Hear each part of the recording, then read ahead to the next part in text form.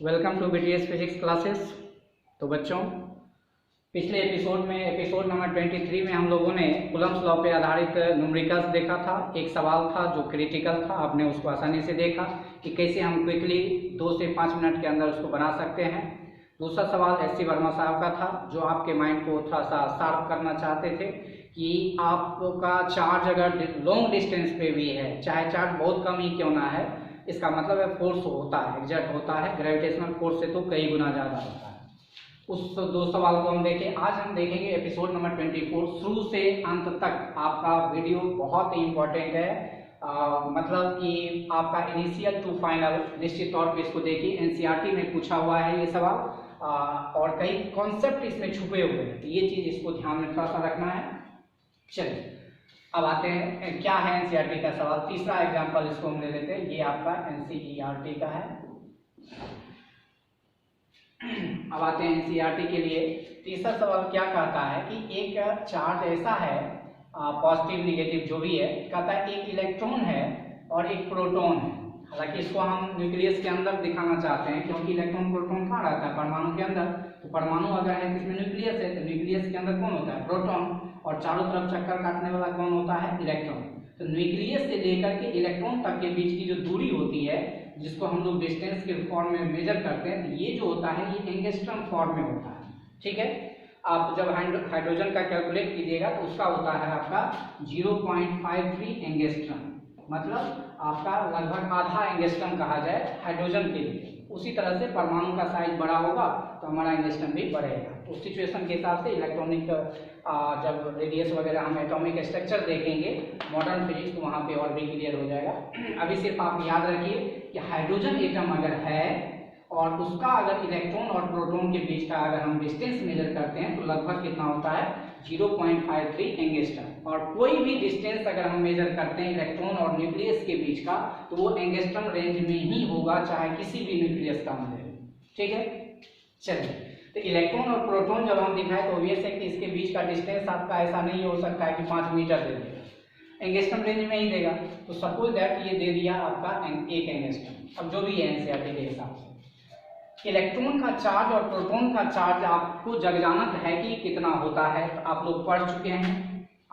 Charge of electron is equal to charge of proton. Magnitude का बात हम कर रहे हैं, इसके लिए तो निगेटिव होता है, इसके लिए पॉजिटिव होता है। उसका वैल्यू होता है 1.6 × 10⁻⁻19 कूलम। ये हो गया। थोड़ा सा एक डाटा भी याद कर लेते हैं। क्वेश्चन जो पूछा हुआ है, इलेक्ट्रिक फोर्स बताइए दोनों के बीच क्या लगेगा, ग्रेविटेशनल फोर्स क्या होगा वो बताइए, दोनों का अनुपात बताइए, FE बटा FG, ये बताइए। ऐसा भी हो सकता था कि FG बटा FE पूछा जा सकता है, तो आपको कुछ भी पूछा जा सकता है। तो ये तीनों सवाल हम हल करते हैं बारी बारी से। तो पहले हम इलेक्ट्रिक फोर्स निकाल लेते हैं, फिर ग्रेविटेशनल फोर्स निकालेंगे, फिर ये अनुपात निकाल लेंगे। तो इलेक्ट्रिक फोर्स निकालेंगे तो दोनों के चार्ज का जरूरी पड़ेगा, और जब ग्रेविटेशनल फोर्स निकालेंगे तो दोनों का द्रव्यमान का जरूरी पड़ेगा। तो मास ऑफ इलेक्ट्रॉन का जरूरी पड़ेगा। तो मास ऑफ इलेक्ट्रॉन होता है 9.11 × 10⁻31 kg। ठीक है, मास ऑफ प्रोटॉन होता है 1.6726 × 10⁻27 kg। ठीक है, और थोड़ा सा न्यूट्रॉन का भी याद ही कर लेना है। Mass of neutron is equal to 1.67। यहाँ तक देखो दोनों का सेम है, यहाँ पे थोड़ा बदल जाता है, 49 × 10⁻27 kg। दोनों का सिमिलर है। अगर पूछेगा दोनों में कितना है तो बराबर, तो बराबर है भाई कितना है, लेकिन एक्सपेरिमेंटली हम बराबर नहीं कर सकते। सबसे हल्का कण अगर है तो वो है इलेक्ट्रॉन, जिसका वैल्यू कितना है, मास ऑफ प्रोटॉन और मास ऑफ न्यूट्रॉन। तो न्यूट्रॉन का मास इस तीनों पार्टिकल में सबसे अधिक है, ये ध्यान रखना, और ये बात आपको क्लियर होगा। तो ये चीज थोड़ा सा आपको याद रखना है। चलिए अब हम जानते हैं इलेक्ट्रिक फोर्स के लिए सेंस FE बराबर, ज्यादा लंबन देवानंद नहीं करते हैं, 1/4πε0 Q1 × Q2/r²। ये तो एक साथ गाना गाता है, हम बने तुम बने एक दूसरे के लिए। इसका वैल्यू कितना होता है, 9 × 10⁹। Q1 का वैल्यू क्या होता है, तो Q1 आप इलेक्ट्रॉन का चार्ज मान लीजिए और Q2 प्रोटॉन का चार्ज मान लीजिए, दोनों का वैल्यू उतना ही है। तो 1.6 × 10⁻19, और चूंकि 2 बार गुना होगा तो उसका हम क्या लिख सकते हैं, होल स्क्वायर। और x गुने x क्या होता है, x²। तो अगर इतना गुने इतना रहेगा तो इतना का स्क्वायर। अब बटा दूरी का स्क्वायर।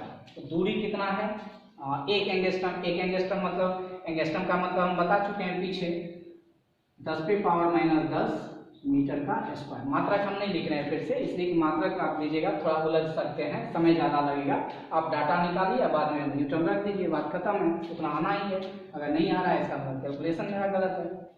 चलिए अब इसको जितना जल्दी सोल्व कर लेते हैं उतना हमारा अच्छी है।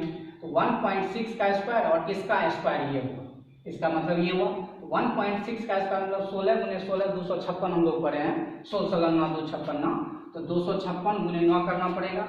तो यहाँ थोड़ा सा याद रखना है, 256 गुने 9, 9 के 54 का 4 बाकी 5, 9 के 45 5 50, 50 के 0 बाकी 5, 9 9 18 5 23। चूंकि 1.6 का स्क्वायर है, इसका मतलब 2 अंक का दशमलव चलेगा, 1 2 यहाँ पे हो गया। एक चीज यहाँ पे डाटा है, डाटा क्या है कि अगर 1.6 को 2 बार गुना करें और फिर उसको 9 से गुना करें तो हमारा इतना आएगा। मतलब ये 1.6 गुने 1.6 गुने 9 दिस इक्वल टू होगा 23.04। और ये डाटा आपको इलेक्ट्रोस्टैटिक्स में तो कम से कम ये ब्रह्मास्त्र का काम करेगा, इसलिए कि आपका ये हमेशा आएगा चार्ज, ये इलेक्ट्रॉनिक चार्ज लगभग हर जगह आएगा। इसका मतलब स्क्वायर भी लगभग आएगा, 2 बार चार्ज है, इसका मतलब 1.6 गुने 1.6 गुने 9 ये बार बार आएगा। आप उसका कैलकुलेशन डायरेक्ट कितना ले सकते हैं, 23.04, और आगे बढ़ सकते हैं तो शॉर्ट में आपका काम चलेगा। चलिए तो हम लिख देते हैं 23.04, किसका वैल्यू 1.6 का स्क्वायर इंटू 9, ये खत्म। अब पावर का काम कर लेते हैं, -19 गुना, तो 19 गुना 38, तो -38, -38 में से 9 गया, कितना हो जाएगा, -38 में से 9 गया तो -29, और अब ये -29 है और ये -10 गुना 20, ये ऊपर जाएगा तो +20, अरे 10 गुना 20, 20 माइनस में है ऊपर जाएगा +20, तो -29 में से +20 घट जाएगा। इसको आप ऐसे लिखिए, ऐसे समझिए, ऊपर में जो बचा 10 पे पावर -29, और ये वाला बंदा ऊपर गया तो 10 पे पावर क्या हो गया 20 प्लस में, अब -29 में से 20 चला गया -9, इसका मतलब हो गया ये 23.04 गुने 10 पे पावर -9। ठीक है, अगर कोरिया टाइप के हैं तो यही भी आंसर आप लिख सकते हैं। लेकिन हमने क्या कहा था, इसको स्टैंडर्ड फॉर्म में लिखते हैं, मतलब इधर से एक अंक के बाद दशमलव, वैज्ञानिक संकेतन जिसको बोलते हैं। तो हमने क्या बोला था जस्ट पिछले वाले एग्जांपल में कि पॉइंट को अगर बायां खिसकाना है तो यहाँ का पावर बढ़ जाएगा, लेकिन बढ़ाने का मतलब ये माइनस में है। अब माइनस पावर बढ़ाने का मतलब होता है उसके संख्या को घटाना। यदि प्लस में रहता तब ठीक है बढ़ा देते, यानी ये +9 रहता तो वहाँ +10 करते, लेकिन -9 है तो वहाँ एक पावर जब तक घटाएंगे नहीं तो ये वैल्यू बढ़ेगा। इसलिए क्या करना है, 2.304 इंटू 10⁻⁻8 न्यूटन, एक आंसर आपका निकल गया। अब आपका ग्रेविटेशनल फोर्स निकालना है ना, Fg ग्रेविटेशनल फोर्स क्या होता है न्यूटन बाबा के हिसाब से, G m1 m2 upon r², value put कर देते हैं। तो G का वैल्यू होता है, आप लोग याद किए होंगे, 6.67 इंटू 10⁻11, मात्रक वगैरह से झंझट अभी नहीं लेते हैं। m1 का value mass of electron, m2 mass of proton. Mass of electron इतना है तो कैलकुलेशन के सुविधा के लिए अगर 0.11 को हम हटा भी देते हैं तो कोई खास फर्क पड़ने वाला नहीं है, तो इसलिए आप यहाँ पर क्या कीजिए, सिर्फ 9 लीजिए, तो गुने हो जाएगा 9 इंटू 10⁻31, कैलकुलेशन आसानी के लिए कर रहे हैं। और मास ऑफ प्रोटॉन में इतना लंबा तगड़ा हम ना लेकर के, ये 7 है तो यहाँ पे 1.7 लेकर के आगे बढ़ रहा है, तो ये हो जाएगा आपका 1.7 इंटू 10⁻27, ठीक है, बटा दूरी का स्क्वायर। तो दूरी कितना है, 1 एंगस्ट्रम, तो एंगस्ट्रम का मतलब 10 पे पावर -10 का होल स्क्वायर। अब जितना तेजी में आप इसको सोल्व कीजिएगा उतना बढ़ा दो। तो ऐसा भी कर सकते हैं आप, यहाँ पर जैसे गुना किए तो इसको आप पहले अंक को गुना कर दीजिए, तो 17 गुने 9, तो 17 9 53 से 153, 153 गुने 667, 153 गुने 667, दशमलव वगैरह बाद में देख लेंगे। 7 30 के 1 बाकी 2, 7 5 35 2 37 के 7 बाकी 3, 7 1 7 3 10, 4 18 1 8 बाकी 1, 6 5 30, 1 31 के 1 बाकी 3, 6 1 6 3 9, फिर इससे करेंगे तो वही आएगा 8 1 9, 1 7 8 7 15, 8 1 9 1 10 के सीमा बाकी 1 1 1 2 1 3 9 3 12 2 बाकी 1 9 1 10। अब दशमलव का बात करा, 2 अंक यहाँ पे है, 1 अंक यहाँ पे है, 2 1 3 यहाँ पे हो जाएगा। क्लियर? तो चलिए कितना हो गया 102.05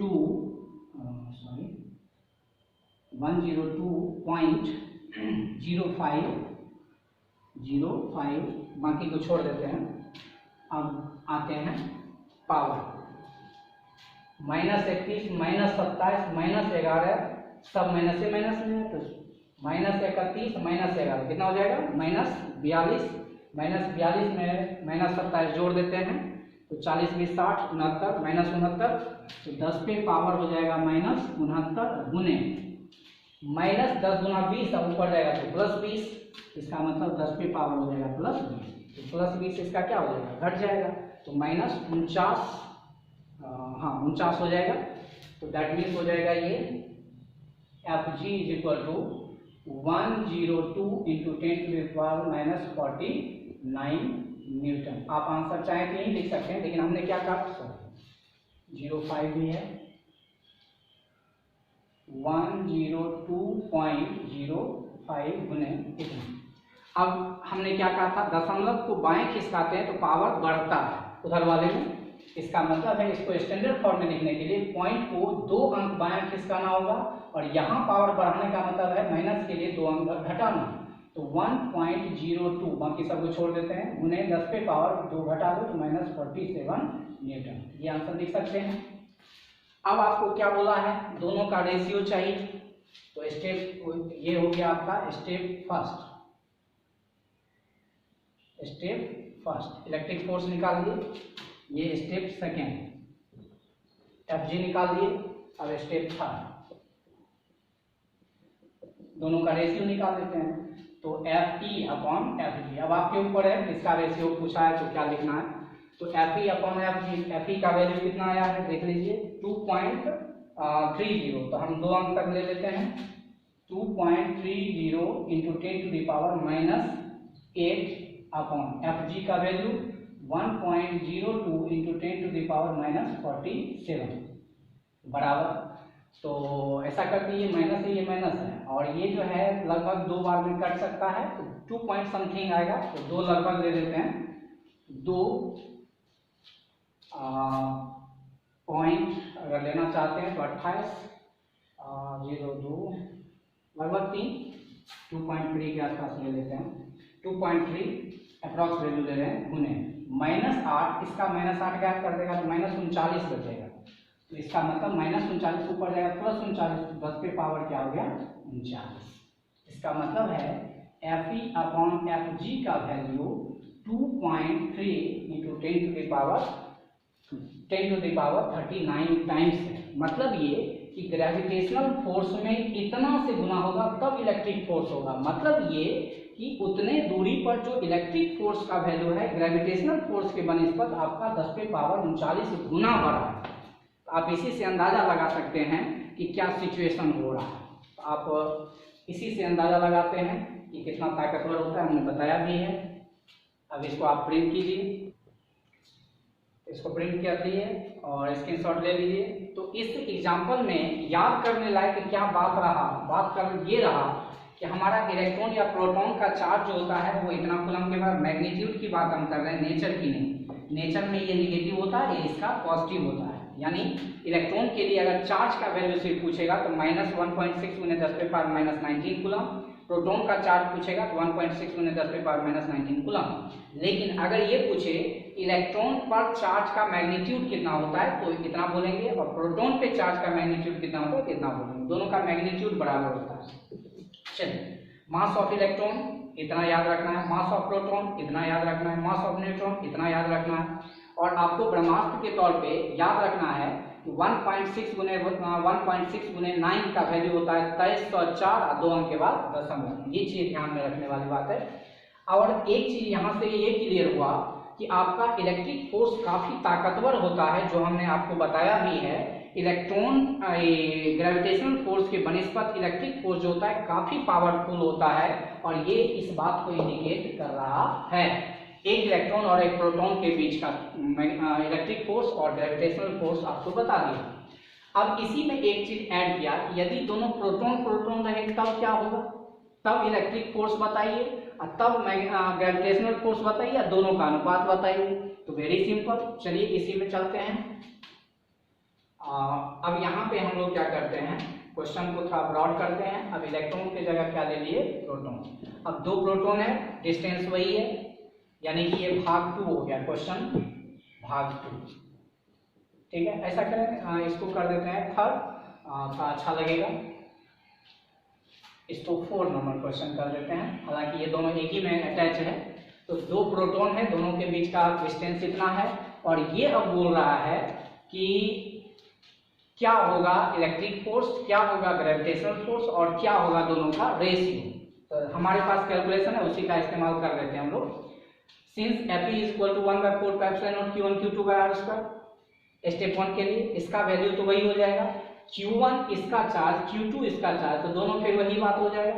इसका मतलब ये कैलकुलेशन मेरा सेम आएगा, और वो कितने के बराबर आएगा, 2.304 × 10⁻⁸ न्यूटन। ये हम सुविधा के लिए कर लिए हैं, समय बचत के लिए। नाउ ग्रेविटेशनल फोर्स के लिए बात करते हैं, फॉर्मूला तो वही रहेगा, चाहे किसी दो पिंड के बीच निकालें, Gm1m2/r²। अब G का वैल्यू इतना ही रहेगा। अब M1 और M2 का वैल्यू, M1 अब प्रोटॉन, M2 भी प्रोटॉन, तो हम दोनों जगह पे प्रोटॉन का मास रखेंगे। तो ऐसा करते हैं, यहाँ पे इसको हटा देते हैं, 1.67। अगर आप डाटा एग्जैक्ट लिखना चाहते हैं तो क्या करते हैं, 1.67 2 अंक तक लेते हैं, तो मजा आएगा, गुने 10⁻⁻27। कैलकुलेशन आसानी के लिए आप 1.7 लेके चलिए, 1.7 या 1.6 भी लेके चलिए, कोई दिक्कत नहीं है। इसको भी आप 6.6 लेके चलिए, इतना कम है कि कैलकुलेशन पे कोई खास असर नहीं पड़ेगा, लेकिन प्रयास करना चाहिए कि एग्जैक्ट जो है उसको लेकर के आप जितना तेजी में कैलकुलेट कर सकते हैं उतना बेहतर। इसको हम हटाते हैं, क्योंकि ये तो निश्चित रूप से चेंज होने वाला है, इसको हम हटा देते हैं। अब इसको आप क्या कीजिए, सोल्व कीजिए, एंगस्ट्रम के जगह पे वही लिख दिए। चलिए अब आते हैं, -27 -11, और ये -20 ऊपर जाएगा +20, तो पावर का तो बाद में देख लेंगे। 167 × 167 × 667, बड़ा अच्छा आंकड़ा है। ऐसा करते हैं, इसको थोड़ा मिटा देते हैं।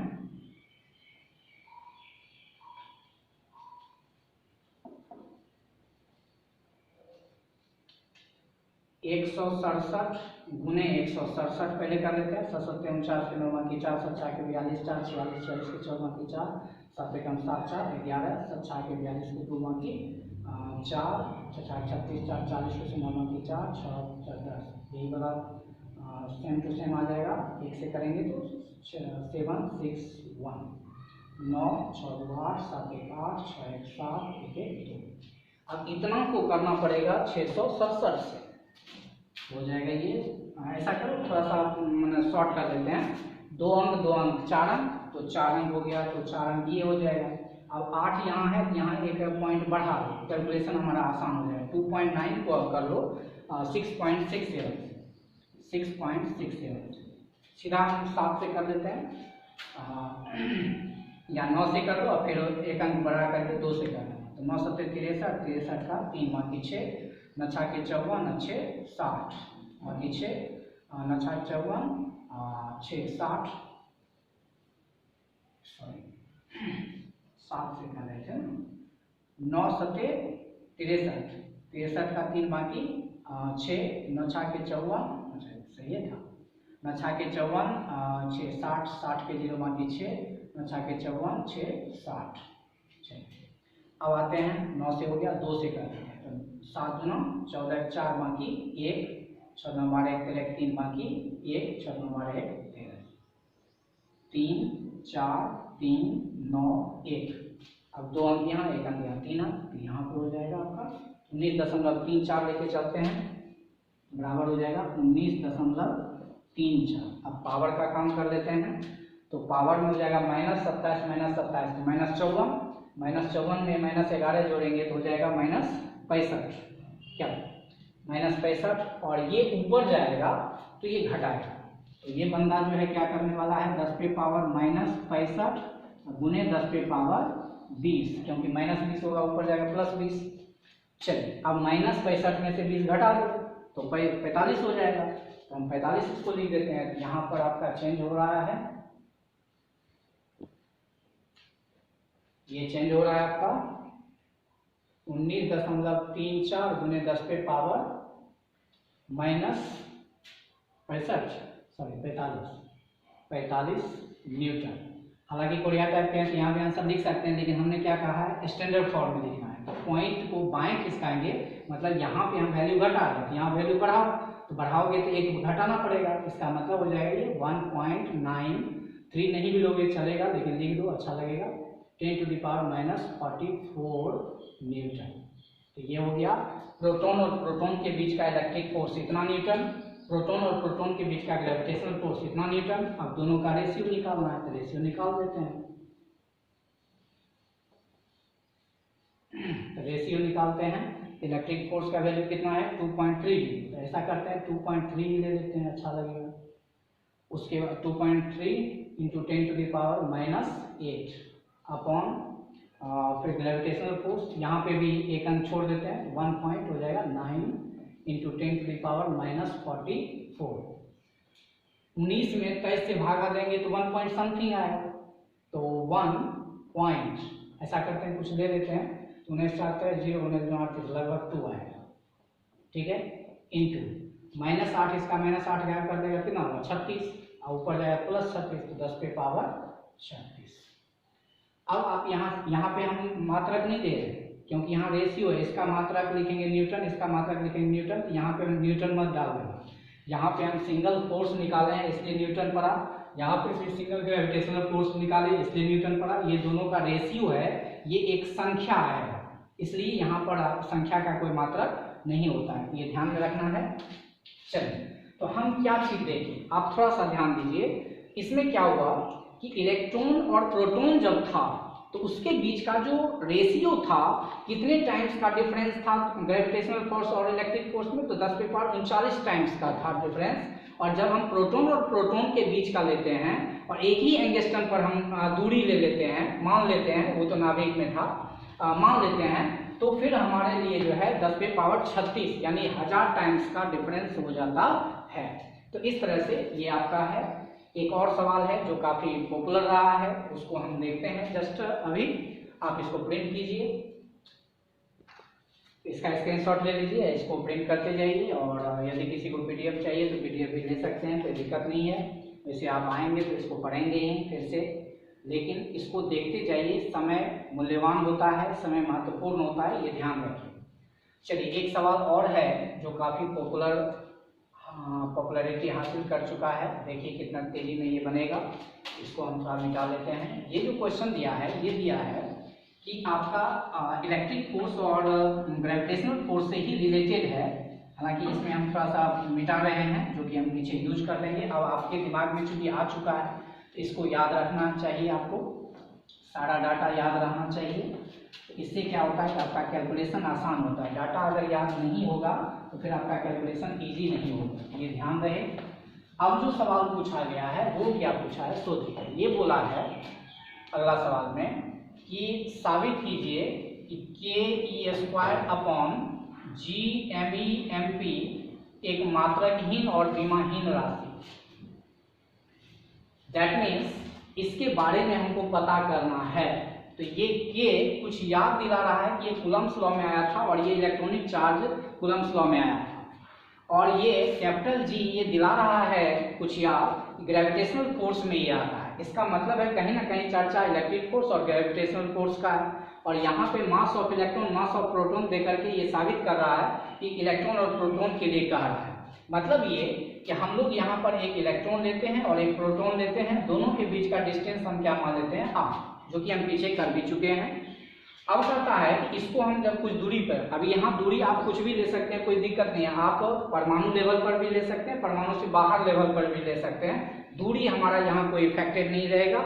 कैसे नहीं रहेगा वो हम देख लेते हैं। अगर ये इलेक्ट्रॉन है, ये प्रोटॉन है, इसके बीच का इलेक्ट्रिक फोर्स आप निकालिए। Fe क्या होता है, हम लोग जानते हैं कि Q1 Q2 बटा r²। ये फॉर्मूला भी तो हम पढ़ के पुराना हो चुके हैं। इसी के का तो मान 1/4 πε0 होता था।